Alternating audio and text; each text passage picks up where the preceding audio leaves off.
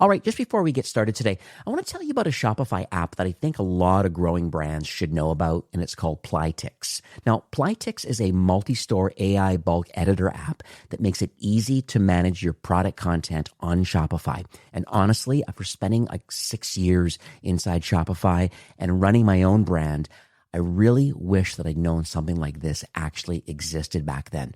Because, once your catalog starts growing, Shopify alone doesn't scale well for product content management, this whole PIM idea. Like bulk edits become very painful, like updating products across multiple markets takes forever, translations get messy, and think about like launching new products. Like it starts eating up a lot of your week, like especially if you've got like 1,000 SKUs, or you're adding like 50 new products in a month. Now, I've known about this company, Plytix, for quite a few years, but I honestly didn't think much of it for Shopify merchants. But recently, I took another look, and now not only are they laser focused on solving Shopify-specific problems, but they're also helping merchants adopt an entirely new strategy, and they're calling it content-led growth. It's quite interesting, but the idea is quite simple. Like, the better that your product content is, the more discoverable your products become, and the better that they sell across Shopify, into marketplaces, AI shopping. I've been beating on that lately. And, everywhere else where people are buying right now. And these guys are legit. Like they have been ranked the #1 product information management software solution on G2. This is what they call a PIM. And like literally for the last, I don't know how many years, over 5 years. And this year alone, they're now ranked #4, I just checked, as the best commerce software solution on G2. So if your team is spending too much time managing product content manually, go and download the Plytix app. It's free. It's in the Shopify App Store right now, or you can check them out, plytix.com/fastlane. And I guarantee you wish that you would have done it earlier. All right, let's jump into today's episode. You're listening to E-commerce Fastlane, the podcast show to help you build, manage, grow, and scale a successful and thriving company, powered by Shopify. Listen to real conversations with partners and subject matter experts as they share proven practical strategies, platforms, and the best Shopify apps to help you accelerate your business. The time is now for you to improve efficiencies, grow revenue, profit, and lifetime customer loyalty. Please welcome your host, startup founder, and strategic advisor, Steve Hutt. Well, welcome back to E-commerce Fastlane. I'm your host, Steve Hutt. Now, today we're sitting down with Kratik, who's the founder and CEO of a company called Kinect, and they're at tryknect.ai. Now, they're a Y Combinator-backed company that's literally less than 6 months old, and they've just come out of beta, and they already are reshaping how Shopify brands think about their websites now in this AI era. And, here's why I believe this conversation matters right now. Like most brands are running websites that look the same to every visitor, whether that person came from TikTok ad or, Google search, or even a podcast like this one, who knows? But meanwhile, the ad creative has gotten very hyper-personalized, and, the customer behavior really is shifting fast. And now with this AI shopping, I think this gap is really starting to widen between what the brands promise in their ads and then what visitors actually get to experience like on site. I think it's quite interesting. I think that's what Kratik is building right now with Kinect, really is to kind of close that gap. And, in a nutshell, which I'm sure we'll learn more about in a moment, but it's kind of a real-time personalization and personalized storefronts that really adapt to where the visitor came from. And, what their intent looks like and, what they're likely to need. So it's very interesting how they're able to hypothesize all of this. And he's got some really good points around agentic commerce. I did some kind of early research through LinkedIn and X and stuff like that. And it's interesting, some of his angles and kind of what he's been able to uncover. And it's really, I believe it kind of goes against, from what I read, about what a lot of the AI commerce crowd is really saying right now. So whether you're doing, $500K a year, $1 million a year, doesn't matter. That's kind of the good starting point. I think you're going to learn a lot about how you can move along in your journey and adapt a very progressive tool that has, and I read some of the early reviews and some of the case studies, pretty impressive what's been happening. So I think this episode should really give you your full attention. If AI means anything to you and you're trying to figure out the ROI out of AI, today's episode is going to be very impactful for you. So Kratik, welcome to E-commerce Fastlane. Thanks, Steve. Excited to be here. Excited to talk about Kinect and tell you more about what we're building. You said, well, like there's kind of a big disconnect in kind of what the ad platforms and what people are expecting and the DTC websites today, and we're looking to solve that issue. Yeah, so interesting. Like, talk about the moment you kind of decided to actually build Kinect. Like, what were you seeing kind of in the market that told you, hey, this product needs to exist right now? Like, and what was the alternative that you almost built instead? I kind of snuck on your LinkedIn to learn about this. Yeah, 100%. So my entire team has been in personalization software for a couple of years at this point. Right before this, my co-founder and I, Varun and I, were at this company called Revo, which is a AI CRM company for B2B sellers. And what we were working on is how can we help B2B sellers convert more and win more deals using personalization, research, etc. And I think like a mix of that, plus me being just a big shopper and my entire team being a big shopper, we were like, there's a huge gap here in e-commerce. And I think that was like the initial idea. This was just like a little Saturday thought that I had. And Varun and I are very close friends. We started ideating like, hey, is there something here? Like we've always wanted to build, and both of us have somewhat of an experience in e-commerce. I was working at Google for their hotels and their ads team. Varun has worked for Ralph Lauren and Sephora, consulted for them. So we're like, there actually is something here. And we went on every website, continued to talk to more leaders. And we're like, there actually is a huge gap here in terms of like the experience that people are looking for, as well as and what's available. So that was the real kind of start of Kinect. This was back in late December. Okay. Like near the holidays, so we had some time, like when we were off from work, and we were like, okay, what can we build? What are some cool things here? Mm-hmm.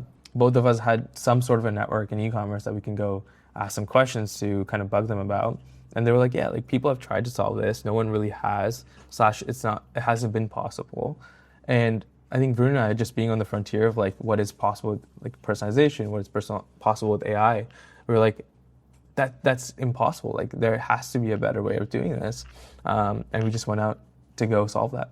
Yeah, it's amazing. You know, I was reading your prep doc, and one of the things in there that you mentioned was that, you know, brands don't sell to one audience, they sell to many.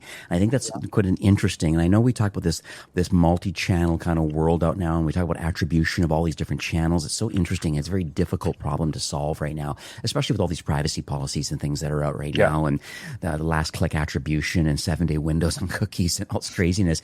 But what's interesting though is from my thought is that I feel that websites really haven't really caught up to that reality of where people are coming from and then how you're interacting with them. And so can you walk me through what that actually looks like right now, like for like a Shopify brand, like where does this disconnect kind of show up quite painfully right now from where the customer is coming from or potential customer when they finally show up on the website?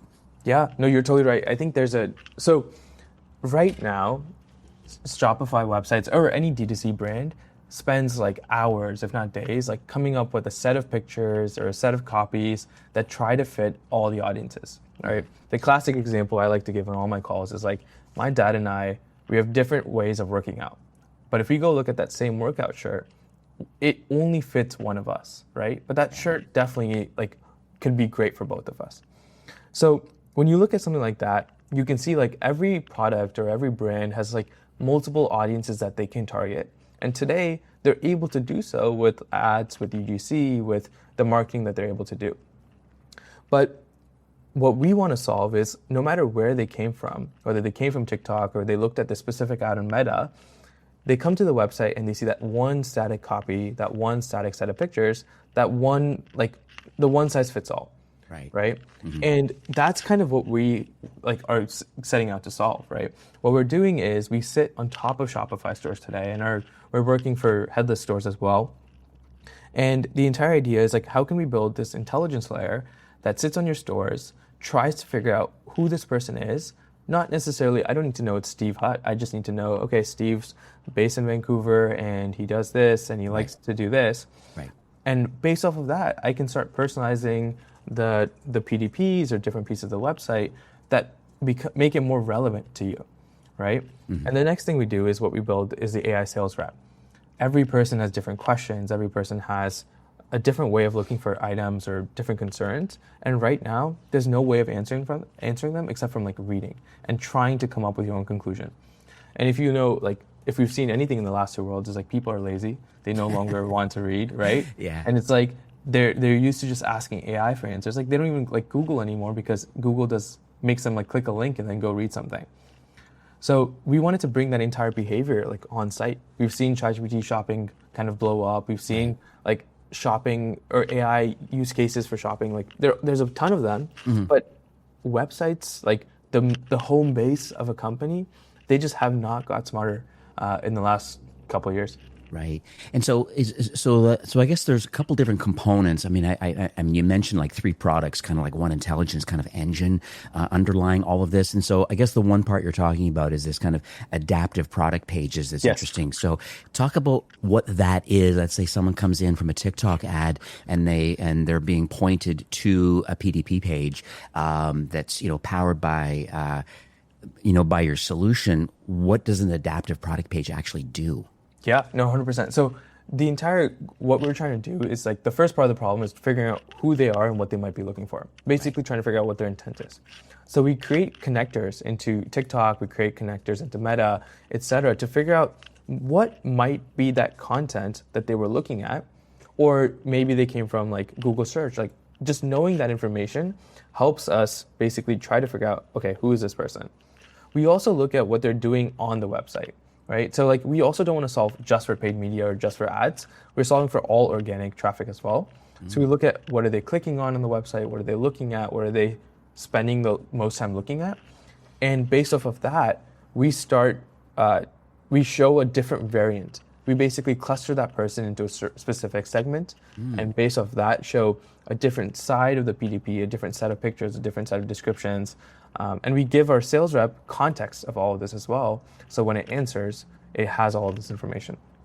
I see. And so I'm looking at one right now where you're calling it, like same product, but three different shoppers. One example, you give an example here of a runner, a gift buyer, or a repeat customer. And so if you have that context, then all of a sudden, then it just feels a lot more personalized. Yeah. 100%. I think it's like, and there's so many inputs, right? Like every day we come up with a new input and we try to bake that into our system.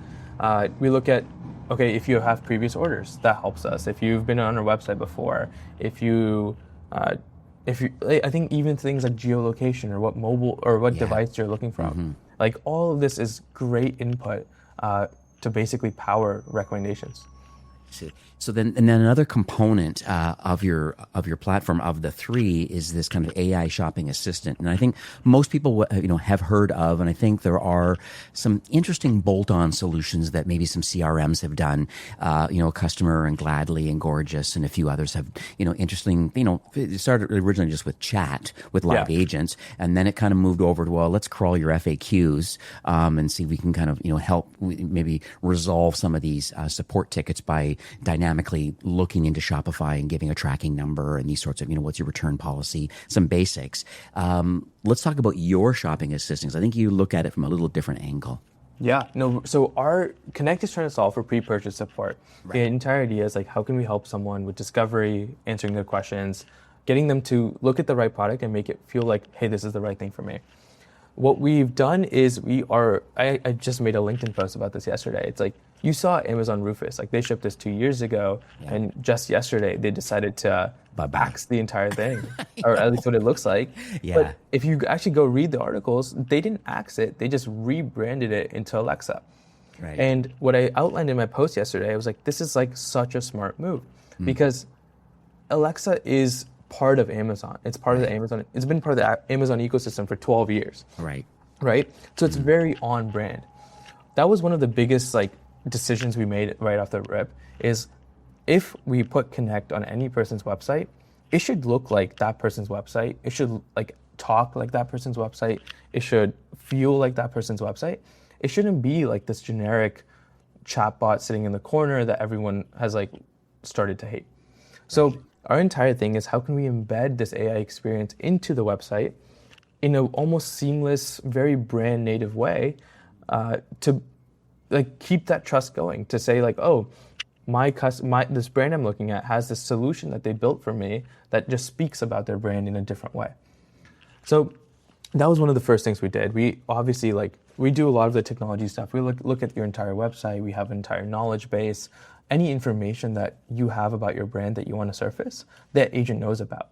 A fun way that I like to say it is like we put the founder, an AI version of the founder on the website to basically talk. Right. So, and when I say that, people love it. They're like, oh, I get to be on the website and I get to do this. I'm like, yeah, like that's exactly the type of experience because you're so passionate about what you're selling. And that's what we want to bring to this online store. Yeah. It's amazing. So has there been some kind of like early case studies around maybe some of the lift? Because I think that's what people love to hear, saying, hey, if your technology is as great as you think it is, well, like, what are some early adopters have found by implementing it? Yeah, no, it's been amazing. So as Steve mentioned at the beginning of the episode, we're less than 6 months old. We're 3 or I guess like 4.5 times flying months old. Yeah. And we've been very fortunate to work with a set of customers that have like helped design the product, help work with us on the early iterations. Mm-hmm. And it's been amazing. We're seeing like overall conversion lifts about 10 to 12%. Okay. And people that engage with our sales reps are converting at a 2 to 3 times like higher percent. Or not 2 to 3 times like more. Yeah. Right? Uh-huh. And what we're working on now is like we realize like people are liking this experience. Like the overall conversion rate's going up, the fact that people are talking to it, having like conversations that are like 6, 7, 8 messages long, like that tells you like people are liking this. So we're finding new ways to activate the chat but basically guide people to this AI like experience because it's been so awesome. Mm. What's interesting about agentic commerce is a slight pivot that I'm just thinking of right now, because I think there's a lot of people that if you're not in a kind of commodity space, maybe you shouldn't really worry too much right now about agentic traffic. I'm not sure what your thought is around this, and I think that's not the bulk of Shopify brands. I think people like to have their own unique product market fit, and they have their uniqueness and a brand behind what they are. Yeah. But I'm just curious on your thoughts about this, as we continue down this journey of agentic commerce. I know there's lots of wars going on right now between Shopify. Well, Shopify and Google doing their UCP, their Universal Commerce Protocol, and there's ACP running, and then Stripe is now getting involved, and it's such a crazy, and we don't know who's going to win yet. But I'm just curious from your perspective. Yeah, I said this to a friend yesterday that if a brand is not selling toilet paper, they shouldn't be worried about agentic commerce right now. Yeah. And it's to me, it's a very simple thing. Like, I'm not going to give my OpenAI, my agent, $100, $200 to go spend on something that I'm going to wear every day, right? I just don't trust it yet. Mm-hmm. I think like what we've seen in like how agentic commerce is useful is like discovery. Like people are using it to like help find 5 different options for the sweater that I'm going to wear to this Christmas party, right? Mm-hmm. But most people, like, that's not where the bulk of your traffic is going to come from. And that's what I keep trying to tell people. It's like home base will always be your website. Shopping is a thing that people love to do, and it's hard to say like that's the thing that they're going to give the agents the ability to kind of convert, or kind of the task that they're going to do. Right. The reality is like what people should be doing for agentic commerce, if you're not a commodity brand, is making sure your data and your website and all of that is in like the right place and like the right form factor. Right. We've seen UCP, and I think my take is that UCP is going to win. And I feel like every Shopify brand and Google, pretty big. Yeah, it's hard to beat, right? And we're seeing like even players like Amazon kind of jumping in here. UCP will set up the rails, like they'll like make it easy, and that's to basically transact and find products. But it only really works if your product data is in a good spot and you can build and like you basically leverage the railroads that they're putting down. Right. One of the things that we want to do at Kinect is like we're building a conversion layer for humans. We're going to do the same thing for agents. It's just not big enough of a market right now for us to put like all our energy into. The other thing I noticed too that, and I guess part of this 3 parts that you have, from the product page to the chat agent and kind of being on brand with that, but there also is an option with a dashboard of analytics, conversions and things like that. Can you talk a bit about like what do people see on this dashboard? Like what are the insights or the attribution that goes along with it, and then can founders or marketers can they leverage what they're seeing in this dashboard? Yeah, no, so we kind of listed as 3 products, but honestly, they're all baked in one. We don't really do like, oh, you guys should just have this. Turn this on, turn that on. Yeah. So they really just work together. And like the best thing is like the agent helps the adaptive product pages. The adaptive product pages, like the way we're grabbing context, helps the agent.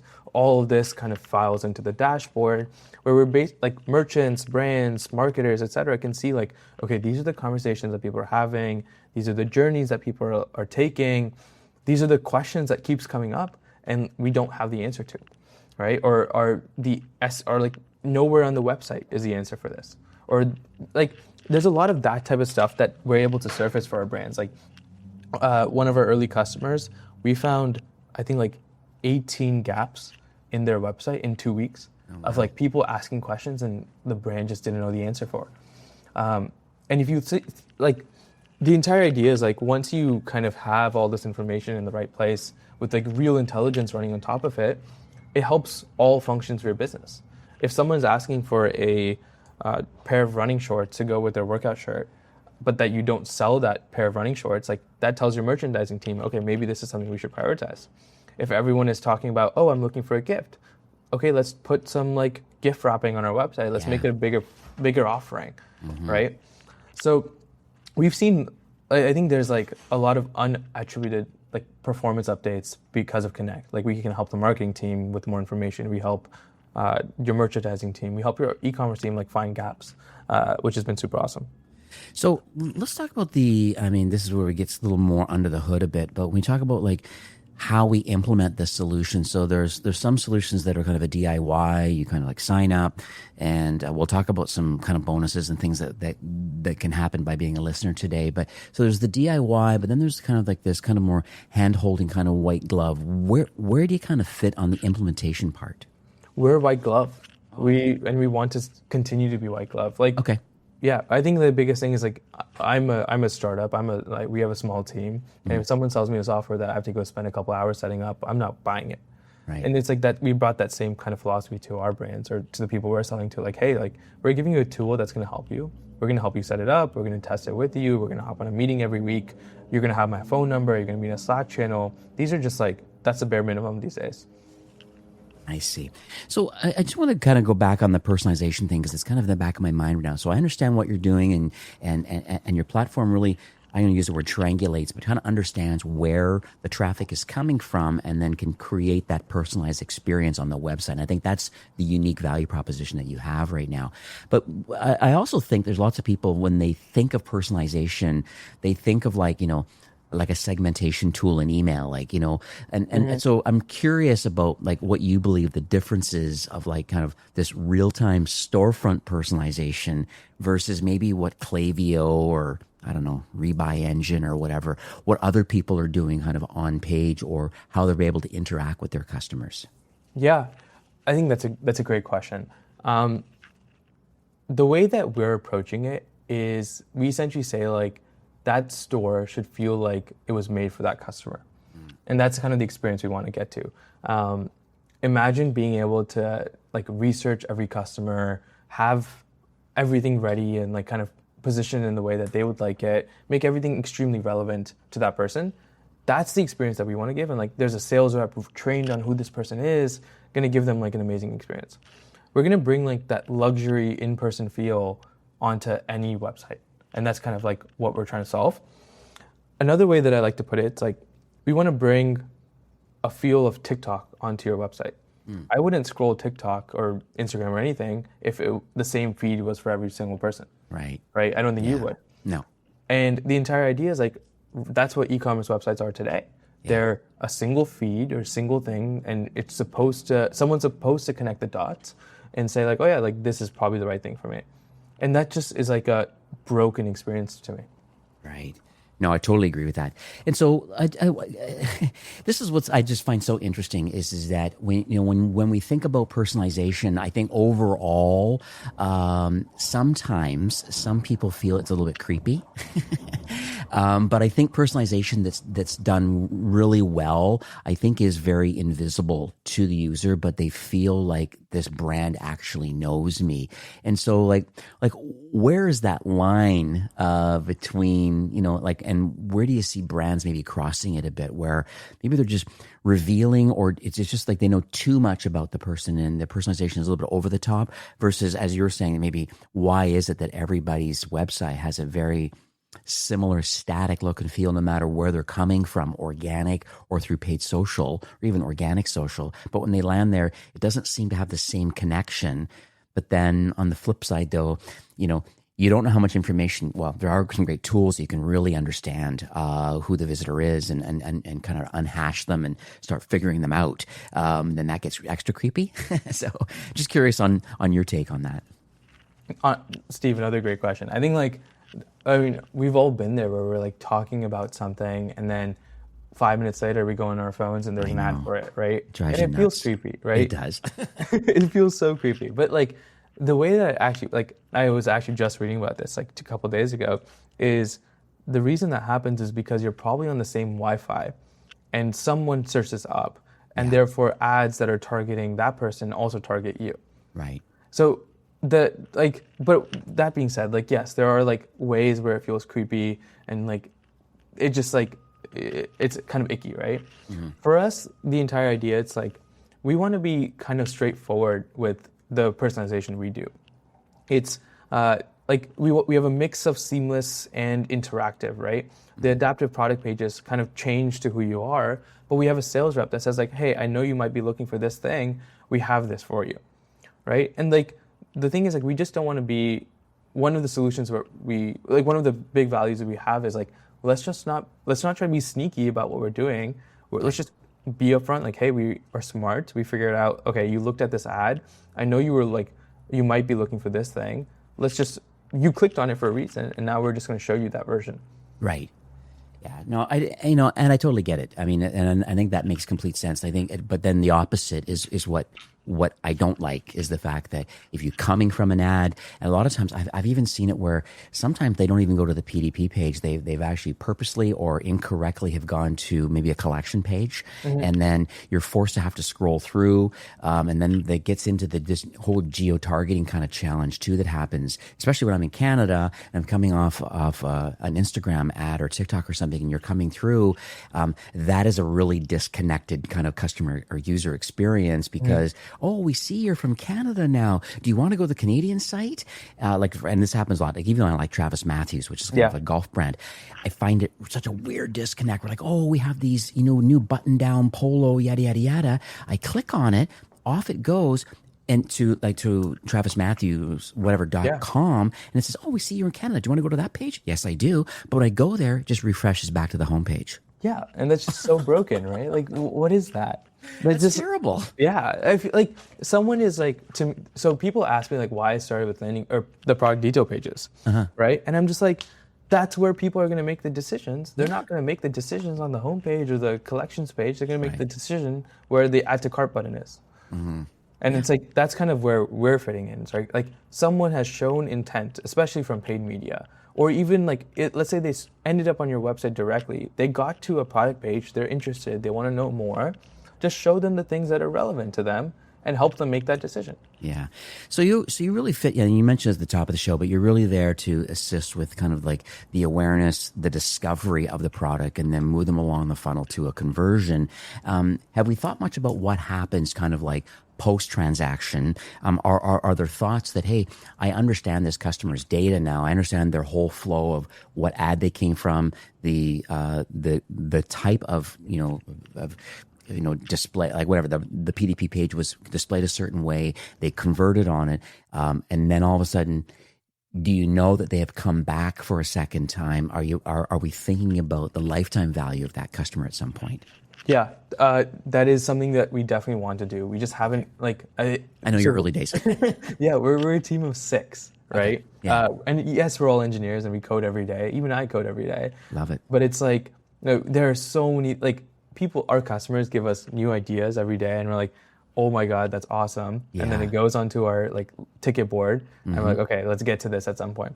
Right. What you just said about I think, but you're totally on the right track. Right. If Kinect is able to do what we're saying we can do for your conversion, we should be able to help you with lifetime value as well. Absolutely. Your email flows, your every interaction you have with that customer should be relevant in that way. Yeah. I don't think that we're gonna go try to step on people's toes or Klaviyo's toes, et cetera, to go win email. Right. I think more likely is we'll build the integration. Yeah. So that Klaviyo can go get smarter. Yeah, that's what I was thinking, because I think that's one of the reasons, and one of the things I always ask a lot of guests that come on that have a great new tool. I feel so blessed that I have the opportunity to even interview you today, because I know that you're so new and fresh, and I have case studies of founders that have come on this show that have continued on and been successful. I have people that have been acquired by Yotpo and they've been on the show, and so it's life-changing kind of exits and stuff that have happened to people being here. And so I think you're building something very unique. It's interesting, and I think that's the thing. You're trying to get awareness right now that your fact that this is available today. And I think a lot of people, I guess they don't know what they don't know. They don't know that this technology is even available, and it's totally worth a trial just to see what's going on and what it can do. So, since there's this white glove opportunity, what do you believe kind of the next steps might be for those that are like, hey, is there a sweet spot of merchant that you feel that there needs to be a certain amount of data to be able to be, very impactful to the bottom line? So once we understand that sweet spot of your perfect ideal customer, merchant, what do you believe some of the next steps might be? Yeah. So the way that we qualify, because we're a young team and we have very intimate relationships with all our customers, we're friends with all of them. Right. We're also qualify the customers that we want to work with. And the things that we do for that is we basically look at, today for us, we have over 20 brands that we're working with today, that we basically hand selected that said, okay, this is this customer is doing more than $1 million a year right now. So they figured out some sort of scale, and they're trying to probably grow their team, and they're starting to do paid media, etc. We're also mindful, hey, our product is still early. If you have a 100-person team, we probably might not be the right fit for you today. But if you want, let's start talking. Let's see what the solution would look like for you, and we'll build something and make it work. For us, we've worked with brands in all verticals. Something like supplements and fashion and furniture. Those are some of our best ones, just because it's a high education product, or it's a high taste product. Right. And being able to differentiate there means a lot for these brands. But I think truthfully, we can work with any brand, and we've seen lifts on single SKU companies and 100,000 SKU companies.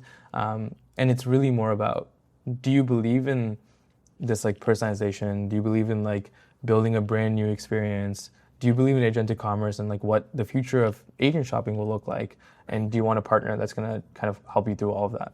Yeah, that's amazing. So, and I know we kind of talked offline before recording, and I understand that there's a kind of a listener-only bonus or a kind of promotional thing that we can offer those that are listening today. Yeah, 100%. So excited that you brought that up. So the first thing I'll say is we are coming out of beta. But for any Fastlane listeners, we're happy to extend our beta pricing to them. For context, our smallest tier starts at $1,000 a month and on beta, and it's going to go up to $3,000 a month after this. Okay. So we'll extend that $1,000 just because I recorded this before the beta is done, and I want people to come to me. Okay. And I'm also I think my calendar is open for anyone here. I want to talk about agentic commerce. I want to see what you guys are doing. I'll do an audit of your guys' website, give you guys some ideas, with no obligation. Okay. I honestly for me, it's been so wonderful being able to find folks that just want to like share their ideas and what they're working on, give me feedback, and just allows me to build a community for Kinect that we can kind of leverage long term. Yeah, I love it. It almost feels like you're, because you're so small and new, but you have a lot of fresh and amazing ideas. You feel like almost like a business partner to all of these merchants. Because you're in your early days, it's easier to be close to the fold right now because you have a smaller team and a smaller group of merchants that are seeing the impact of the Kinect platform, right? Yeah, and I think like that's what we want to do for a long time. Like we want to find some way to work super closely with customers for a long time coming. Yeah. And if that, like, I'm happy to grow the team. Like, I think that we're backed by Y Combinator. We're going to be raising more money soon. Like, we're going to make it, like, whatever it takes to make the customers happy is kind of one of our big values. Yeah, no, I love it. And so 30-minute kind of, I guess you call it like an AI readiness audit, and then we kind of extend these kind of beta pricing. So I think it's amazing. I know there'll be a link in the show notes, but it's trykonnect.ai, and Kinect is with a K /Fastlane. It'll be in the show notes. That'll kind of redirect you to a really cool landing page. At least people know where you came from. And can people find you on LinkedIn, or where's your social media of choice? Yeah. LinkedIn is perfect. I like to post on there. I'm on X as well. Okay. Very excited. Thanks for having me, Steve. This is amazing. My pleasure. I'll have everything in the show notes. And Kratik, this has been like excellent. I joke on the show a lot, but this is, I'm on 2 pages of notes today again. So life of learning is my mantra from Shopify that I've learned. Thrive on change and be a constant learner. And I really do appreciate you and what you're building. And I feel very blessed that I had the opportunity to learn about this, just getting out of beta kind of tool. And I think it's really exciting and fun. So I wish you continued success, and I hope many people that are listening right now, because there's thousands listening right now, if you could, at least check out, because you just don't know what you don't know, get the free audit and then, potentially try the tool and see what it can do for you, because the upside is clearly there with some of these early beta testers. So. Yeah, no, this was amazing. Excited to meet your Fastlane listeners. All right. Have yourself a great afternoon. All right. Take care. Well, that's it for today's episode. I'd like to thank you personally for being a loyal listener of E-commerce Fastlane. It's my hope that this podcast is offering you a ton of value through growth strategies, tactics, and exclusive insider tips on the best Shopify apps and marketing platforms, all with my personal goal to help you build, manage, grow, and scale a successful and thriving company powered by Shopify. Thanks for investing some time today and listening to the show. I'm so proud and excited that you have a growth mindset and are a constant learner. I truly appreciate you and your entrepreneurial journey. Enjoy the rest of the week and keep thriving with Shopify.